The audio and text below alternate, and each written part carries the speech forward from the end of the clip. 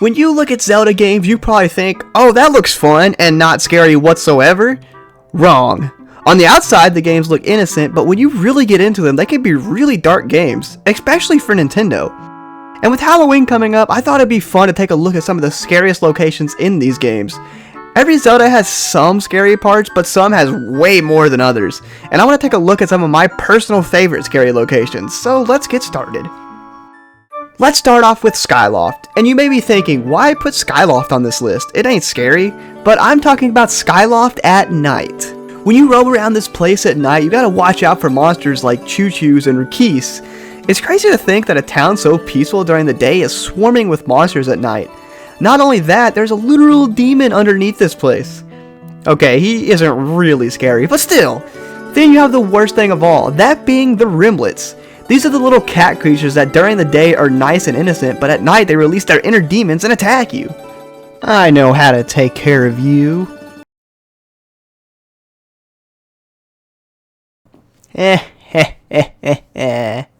Overall, the vibes here are just pretty creepy and it's a bit unsettling to explore at night. But let's look at an even creepier location from Skyward Sword, that being the bottom of the Ancient Cistern.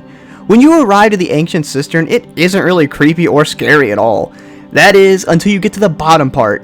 Here it feels like you've stepped foot in the underworld. You've got the creepy zombie bokoblins and the purple color to everything that just adds to the eerie atmosphere. It's definitely a major contrast to the first part of this dungeon, but the icing on the cake in terms of creepiness is making your way back up. You have to climb a rope from the shadows into the light, but you've got zombie bokoblins climbing up behind you trying to drag you back down. This part is legitimately freaky. It's almost like they want you to stay with them forever, because if you haven't noticed, these zombie bokoblins don't exist anywhere else in this temple. The last place I decided to pick from Skyward Sword is the Silent Realms. Throughout the game, you'll go to 4 of these, one in each of the 3 regions and one in Skyloft. When you complete them, you are rewarded with a pretty handy item for your journey. With that being said, these are a nightmare to get through. Just the vibes of these places alone are nightmare fuel. It feels like you've stepped foot where no other human's ever been. Then you gotta worry about the Guardians. There are 2 types of Guardians, the Earth Guardians and the Air Guardians. The Earth Guardians usually remain dormant, and all you really gotta watch out for is the Air Guardians, because if they see you, everything wakes up and starts coming after you. This is where things get way scarier. The music amps up, the area turns red, and you've got all those guys chasing you, and the only way to make them stop is to collect one of the tears you're after. Then they'll become dormant again. Yeah, they also don't like it when you step in their water, so be sure to avoid that too. Let's now jump over to Majora's Mask, and let's be honest, most of this game can be put on here. The entire game is pretty unsettling. You've got all of Icona, you've got the graveyard, heck, all the temples are creepy in their own right.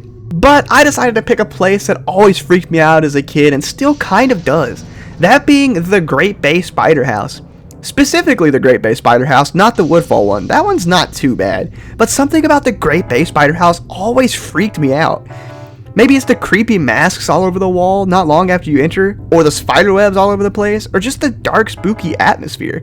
This place has a very unique feel to it that always gives me chills as I'm going through it. Not only do you have the spiders, which are already bad enough, you've also got the creepy little Style Children.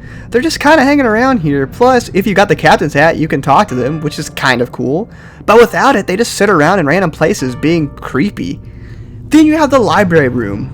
Something about dark libraries freaks me out. I don't know what it is. Maybe it's because I watched The Page Master when I was super young. I don't know. This place is just really freaky. But then you've got the big room with a table that all the Style Children sit around. And sorry to barge in. I'll just see myself out.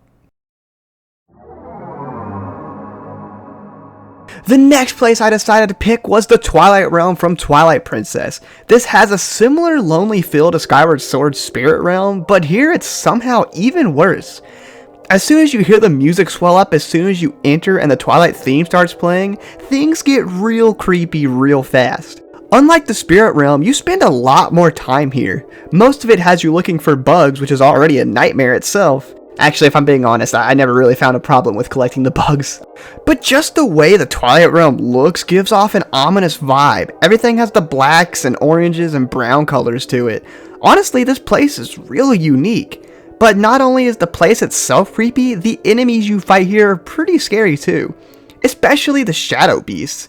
When you fight them, you have to kill them all at once, or the remaining one will scream and revive his friends. Like, dude, chill. The scream is actually terrifying too, like it'll blow your eardrums if your volume isn't turned down enough. Another enemy you have is the bird dudes that make a trumpet noise. Yeah, that doesn't make much sense, but it is pretty creepy. Another scary thing about this place is all the people who have become wisps, and you can only see them if you use Wolf Link's senses. And correct me if I'm wrong, but I don't think they can see you either. It's super freaky if you really think about it, making this place a top contender for creepiness. Now, Twilight Princess does have some pretty scary dungeons, like Snow Peak Temple and the Water Temple, but there is one that really stands out in terms of being scary, and that is Arbiter's Grounds. Similar to the Twilight Realm, here the music immediately hits you with what sounds like a scary laugh or a roar or something, and it really adds to the creepy atmosphere this temple's going for. This place kind of reminds me of like a mix between the Shadow Temple from Ocarina of Time and the Catacombs from a Dark Souls game.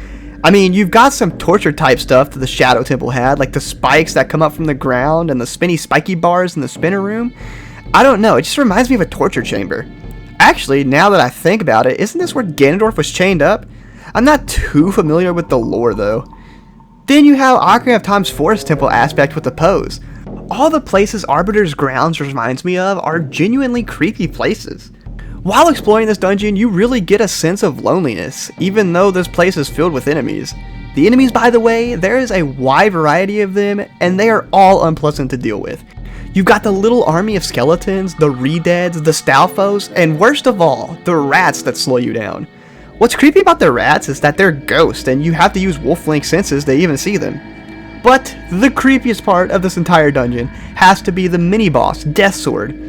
When you enter this room, his sword is tied to the ground and has a lot of little ceiling tags on it, but as soon as you cut the rope, it wakes up. What I'm guessing, and again, I don't know the lore too well, is that the creepy demon thing possessed the sword. If that's the case, this dude is even more terrifying. Like seriously, just look at this guy. And what's the black dust coming out of his skirt? Out of all the Zelda games I've talked about today, one has the most amount of genuinely terrifying places, that being Ocarina of Time. The first place I want to talk about is Hyrule Field during the night. Similar to Skyloft, during the day it's pretty peaceful, but if you don't get somewhere safe at night, you're going to get ambushed by Style Children. This only happens when you're young Link, which makes it even creepier. I remember my first time running to Hyrule Castle and watching the gate close before I could reach it. Then I got ambushed by all the Style kids. And there's no defeating them either. You can kill as many as you like, but they will keep coming until the sun comes up. It's almost like there's a zombie apocalypse happening in Hyrule Field, but instead of zombies, it's these guys. Honestly, this just creeped me out as a kid, and it still kinda does. The next scariest place I decided to choose is the Forest Temple from Ocarina of Time. This is another place that the music here adds to the creepiness. While it may not be as scary as the Fire Temple's chanting, I still find it kinda spooky in its own right. Spooky, but still catchy. The Forest Temple is hidden deep in the Lost Woods and has a lonely feel to it similar to Arbiter's Grounds. It feels like you're in a castle that's been abandoned over time and now it's been taken over by enemies. This place has a lot of creepy rooms in it too, like the hallways that twist and the outdoor sections where you can see the sky but it still feels like you're confined inside the temple. Then you have the staircases where the Poes are in the paintings. Seeing the Poes disappear from a painting when I looked at it freaked me out as a kid, but now I think it's actually pretty cool. Honestly, this place is just a peak Zelda location. It's got the creepy vibes, but it's also super cool and a blast to play through. Oh yeah, and you also have the creepy wall masters. I hate those guys. The last place I want to talk about today is Kakariko Village. And you might be confused why I'm choosing Kakariko Village. There isn't anything scary here other than the spider house. Well, yes and no. Literally all the top scary locations in this game are connected to this place. Not only do you have the spider house, you have the creepy graveyard, the bottom of the well, and the shadow temple. All of these places are connected to Kakariko, so I just decided to choose Kakariko itself. First off, the graveyard. What else can I say other than it's a graveyard, and those are creepy. Then you have the Shadow Temple, which is a freaking torture chamber. I mean, you've got guillotines hanging from the ceiling, skulls in the wall, the spike traps that fall from the ceiling that are from the Marble Zone from Sonic on the Sega Genesis. And the end of the temple, you get the terrifying ship with the unsettling bell. This place is the definition of a nightmare. Heck, to get to it, you have to perform a ritual. I mean, look at this place. All the torches and the weird symbol on the ground. I feel like I need to join a cult just to come to this place. But the scariest place of all is the bottom of the well. It's pretty much just a smaller shadow temple, but what makes this place a bit creepier is that you have to get through it as a kid. Are those hands coming out of the poison? I always thought those were flowers. This place really is a nightmare. I gotta admit, Link sure is brave for being able to traverse this place, especially being able to take on Dead Hand. How did this game get an E rating? This is the scariest thing I've ever seen. But there you have it, some of my favorite scary locations in Zelda games. Let me know some of yours in the comments below, and if you enjoyed this video, check out some other videos on the channel as well. But as always, thanks for watching, and I'll see you in the next video.